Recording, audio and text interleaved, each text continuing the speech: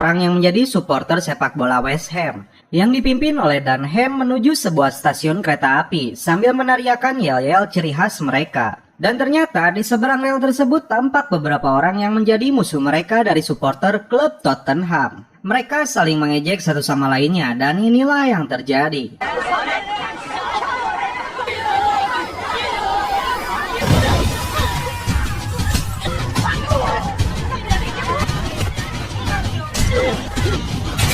Di sini Dunham dan rekan-rekannya menjadi pemenangnya. Scene berpindah ke Amerika Serikat.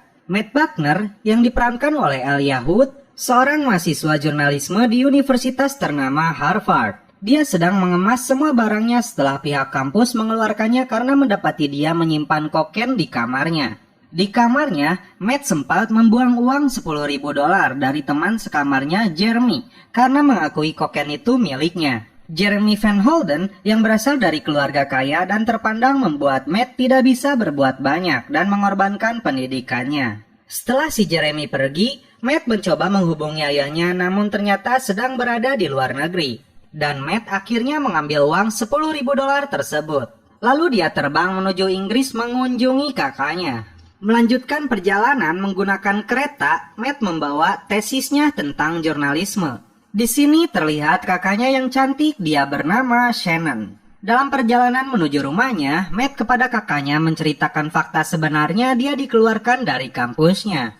Kemudian Steve, suaminya Shannon yang baru pulang langsung nyosor celepot. Kemudian datang Dunham yang diperlihatkan di awal dia adalah adiknya Steve. Dunham ternyata seorang adik burawong yang mengandalkan keuangan dari kakaknya. Dan Steve akan memberikan $100 jika Dunham mengajak Matt untuk nonton sebuah pertandingan. Dunham awalnya menolak mengajak seorang Yankee atau istilah bagi orang-orang yang berasal dari Amerika Serikat. Namun karena dia membutuhkan uang tersebut, maka Dunham dengan terpaksa menyetujuinya. Di sini Matt yang masih culun menyetujui permintaan kakak iparnya. Setelah mereka berdua pergi, Steve lalu memberikan kejutan sebuah tiket nonton untuk Chicago Musical. Dan karena hal itu, mereka berdua pun langsung celepot. Di perjalanan, Dunham kemudian memberikan penawaran untuk Matt. Dan dia memberikan separuh uangnya dan Matt boleh pergi kemana saja. Namun karena Matt memegang amanah Steve, dia tidak menyetujuinya. Dunham pun mulai marah dan memaksanya. Di sini Matt mencoba menendangnya, namun Dunham yang jago berkelahi berhasil balik menjatuhkannya. Dunham akhirnya mengajak Matt dan akan mengajarkan sesuatu bagi Matt yang masih culun itu. Sebelum menuju markasnya, Dunham mengingatkan Matt bahwa mereka tidak menyukai polisi dan jurnalis. Dunham yang tahu tentang ayahnya Matt, yang seorang jurnalis meminta Matt untuk tidak membocorkan sosok ayahnya kepada mereka. Di sini Dunham memperkenalkan teman-teman supporter dia, namun satu orang yang tidak menyukai Matt dia adalah Bover. Di sini mereka semua mulai minum-minum sambil ngecapruk. Matt yang culun mulai membiasakan diri dengan mereka dan mulai menjadi sosok yang gaul.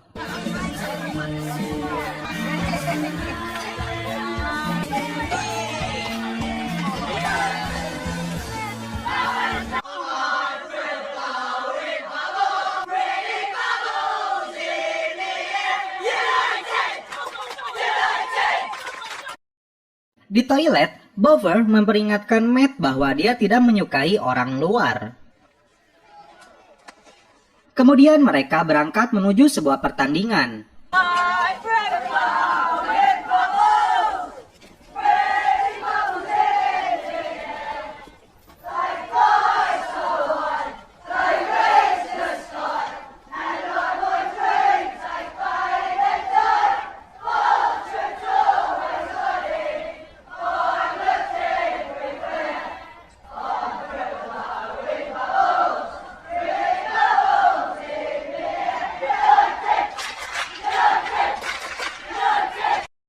Masuk ke stadion, Dunham mengajarkan Matt untuk menunduk dan menutupi wajahnya agar terhindar dari tangkapan kamera CCTV. Pertandingan pun dimulai.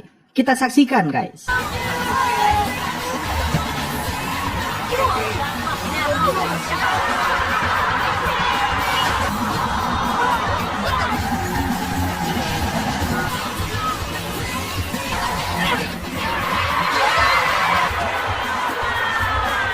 Setelah West Ham berhasil mencetak gol, Boffer menyamar yang memakai rompi media. Dia kemudian berjalan menuju arah supporter lainnya dan kemudian Dunham dan supporter lainnya memuji keberanian Boffer. Selesai pertandingan, mereka mendapatkan informasi tentang beberapa supporter lainnya, sekitar 50 orang yang belum meninggalkan lokasi ini. Matt yang berpisah dengan mereka berniat untuk pulang sendiri. Sialnya, 3 orang musuh Dunham datang dan hampir mengajarnya. Namun untungnya di sini, Dunham dan beberapa lainnya datang dan membantunya. Tersisa seorang kerdil yang mencekuknya lalu kabur. Ketika mereka sudah memasuki mobil yang dibawa oleh rekannya, si kerdil itu muncul kembali dan melemparkan batu besar ke kaca mobilnya. Seketika mereka pun mengejarnya, namun di depan mereka bukan hanya si kerdil. Sudah ada rekan-rekannya yang berjumlah cukup banyak. Matt yang melihat jumlah musuhnya cukup banyak, dia mulai ciut dan akan pulang. Akan tetapi di sini Dunham menyemangatinya dengan pikirkanlah siapa yang jadi kamu benci. Dan inilah pertarungannya.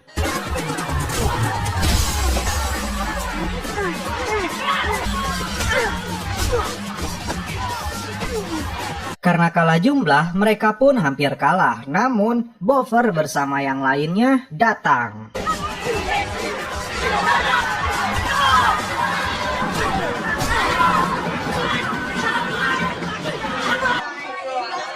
Dalam percakapan ini, Dunham menjelaskan kepada Matt bahwa GSE atau Green Street Elite adalah nama firma organisasi supporter mereka. Dan firma Millwall dengan West Ham saling membenci satu sama lain dibandingkan dengan firma lainnya. 10 tahun terakhir mereka belum bertemu kembali. Dan pimpinan mereka bernama Tommy Hatcher. Dia mempunyai anak yang terbunuh dalam suatu perkelahian. Dunham tidak membocorkan sosok ketika GSE pimpinan mereka di tahun 80-an yang sudah mengundurkan diri. Menurut Dunham, firma sama halnya dengan geng. Matt mulai menyukai apa yang Dunham ajarkan kepadanya, namun tidak bagi Steve yang mengetahui Matt babak belur.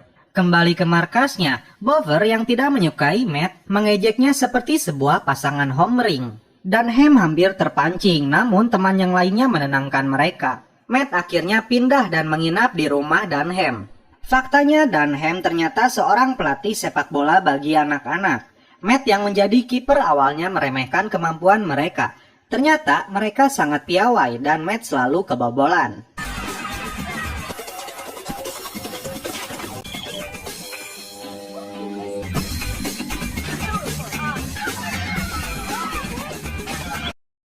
Kembali berkumpul di pub markasnya, mereka semua sedang bersenda gurau. Kemudian datang Boffer yang melihat mereka semakin tidak senang dan mengambil keputusan yang salah. Keputusan itu adalah dia mendatangi markas Millwall, musuh bubuyutan mereka yang dipimpin oleh Tommy. Seperti yang Dunham ceritakan kepada Matt. Namun mereka rupanya sudah mendapatkan informasi tentang sosok Yankee yang bergabung dengan GSE. Dan di sini terungkap sosok Tommy yang temperamental. Dan apa maksud yang terselubung dari Boffer bertemu dengan Tommy? Kita lanjut. Dunham dan GSE lainnya akan menjalankan sebuah misi. Matt awalnya tidak akan ikut bersama dengan mereka. Namun ternyata setelah mereka semua berada dalam kereta, Matt muncul dan memutuskan untuk ikut bersama mereka. Dan lagi-lagi Boffer tidak menyetujui hadirnya Matt. Terlihat Dave, teman mereka yang menyamar ternyata sudah berada di stasiun area musuh mereka, yaitu supporter Manchester United. Mereka dengan jumlah yang banyak menunggu kedatangan Dunham dan anggota lainnya untuk menghabisi mereka.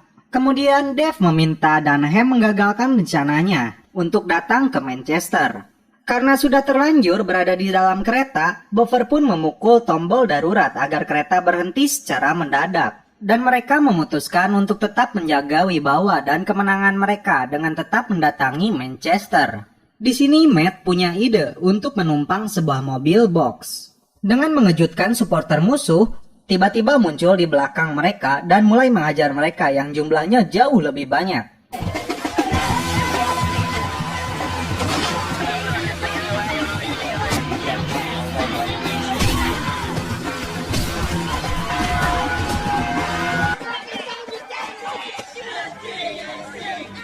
Aksi keberanian Dunham dan anggota GSE lainnya membuat mereka menjadi berita yang tersebar lebih cepat daripada kematian Putri Diana. Matt pun mulai menemukan jati dirinya. Tato logo JSI pun dia sematkan di dadanya. Dia kemudian mengunjungi Shannon kakaknya. Matt dikejutkan dengan kehadiran ayahnya. Pada awalnya, ayahnya begitu kesal dengan sikap Matt yang tidak menghubunginya tentang kejadian di kampusnya. Namun Matt justru balik kesal karena ayahnya yang susah dihubungi dan selalu sibuk dengan pekerjaannya. Bahkan di sini Matt menebak ayahnya datang ke Inggris bukan hanya bermaksud menemuinya, dan ternyata benar, dia akan berkunjung ke London Times. Lalu sebuah berita TV mengabarkan tentang pertandingan perempat final Piala FA, yaitu turnamen tertua dan paling bergengsi di dunia sepak bola. Semua orang terlihat tegang dengan hasil pengundian ini. Dan benar saja hasil yang mereka tunggu-tunggu terjadi. West Ham United akan bertanding melawan Millwall, musuh bebuyutan mereka. Sontak JSI bersorak. Namun hal mengejutkan lain terjadi. Teman si Bover melihat Matt dan ayahnya masuk ke London Times, sarang jurnalis yang sangat mereka benci. Ayahnya mengajak Matt untuk kembali ke Harvard dan membersihkan namanya. Namun Matt menolaknya dan dia sedang menulis sebuah jurnal seperti yang ayahnya ajarkan. Pulang ke rumahnya, Steve celepot dulu. Steve tampak kaget ketika mengetahui Matt ingin menjadi seorang jurnalis. Dia kemudian mendatangi markas JSI dan bermaksud mengajak Matt keluar dari tempat itu. Fakta terungkap bahwa sosok ketua JSI sebelumnya yang menjadi legenda dan telah mengundurkan diri adalah Steve. Matt tampak terkejut dengan hal ini.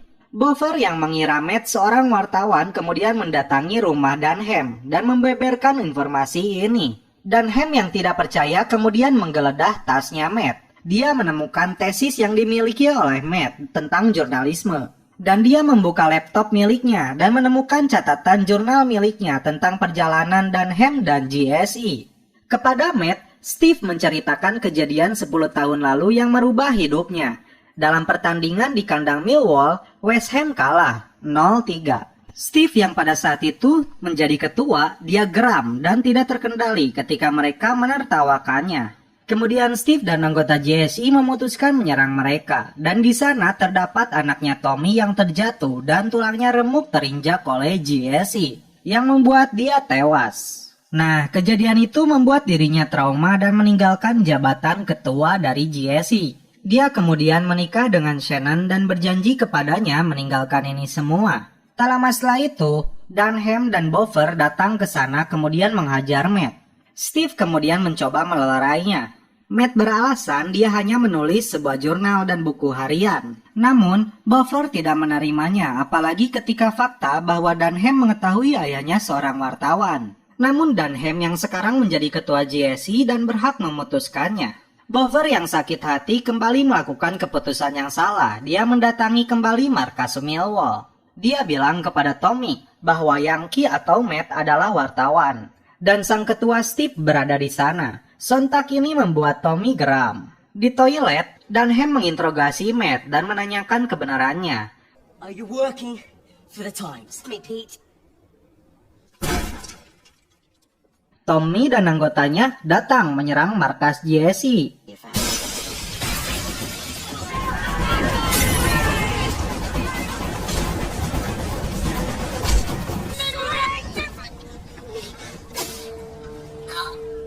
Steve ditikam di lehernya dengan sebuah botol pecah oleh Tommy. Dia kemudian dilarikan ke rumah sakit dan untungnya terselamatkan. Dunham menyalahkan Bover yang membawa mereka ke markas JSI untuk membunuh ketua sekaligus kakaknya. Bover merasa bersalah namun Dunham menyuruhnya pergi. Shannon yang datang langsung memukuli Dunham. Matt pun menahannya.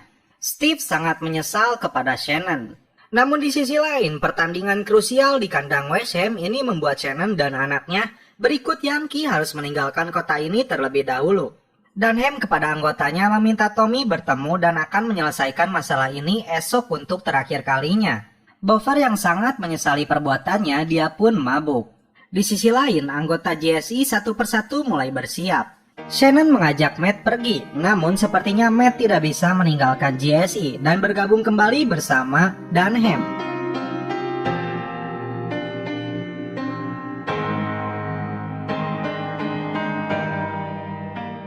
Shannon berusaha mencari Matt, dan di sebuah tempat yang sepi, momen inilah yang ditunggu-tunggu. JSI dan Millwall bertarung. Kita saksikan guys.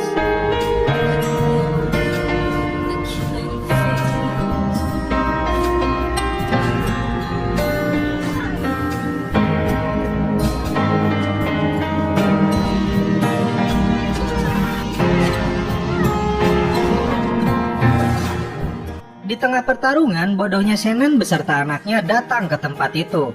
Seorang Millwall berusaha mengambil anak Shannon, dan Matt beserta Bover kemudian menolongnya. Di sisi lain, Dunham yang melihat Tommy akan menyerang istrinya Steve, dia berusaha untuk mengalihkan perhatian Tommy dengan mengungkit kematian anaknya. Karena hal tersebut, Tommy langsung menghampiri Dunham dan memukulinya berulang kali, yang membuat Dunham tewas. Steve yang mengetahui adiknya tewas begitu terpukul. Di akhir cerita, Matt banyak mendapatkan pelajaran penting dari Dunham. Dia kembali ke Amerika Serikat. Jeremy Van Holden, mantan teman sekamar Matt di kampusnya yang sedang bertemu rekan bisnisnya, dan di toilet dia masih dengan kebiasaannya menghisap heroin. Matt datang kepadanya dan merekam pengakuan bahwa Jeremy Van Holden yang memiliki heroin tersebut. Di sini Matt berhasil dan keluar dari tempat itu sambil menyanyikan yel-yel GSI untuk West Ham United. Blowing bubbles, pretty bubbles in the air. They fly so high, they reach the sky. And like my dreams, they fade and die. Oceans always shining, on the everywhere. On the glowing bubbles, pretty bubbles in the air. United! United! Dan film pun berakhir. Oke guys, bagaimana alur cerita film dari Green Street Hooligan yang pertama ini? Menurut saya, film ini pun memberi pesan bahwa dari hal-hal buruk pun kita bisa menemukan hal yang positif. Seperti halnya pengalaman Matt menjadi hooligan, membuatnya kembali berjuang membersihkan nama baiknya agar bisa kembali berkuliah di Harvard. Ya tiada lain tiada bukan, ia jadi berani mengkonfrontasi sang pemilik kokain sebenarnya yang membuatnya ia dikeluarkan. Selain itu, endingnya agak sedikit ketebak sih. Dengan tema film sekeras ini, sepanjang film mungkin Anda akan bertanya-tanya, bakal ada yang mati gak nih? Dan itu terjadi di akhir film. Dunham lah yang mati. Dan sedikit pesan saja dari saya, meskipun level kekerasannya kalah jauh dari The Raid, film ini tidak dianjurkan untuk mereka yang masih belum teredukasi dengan baik perihal menjadi supporter sepak bola.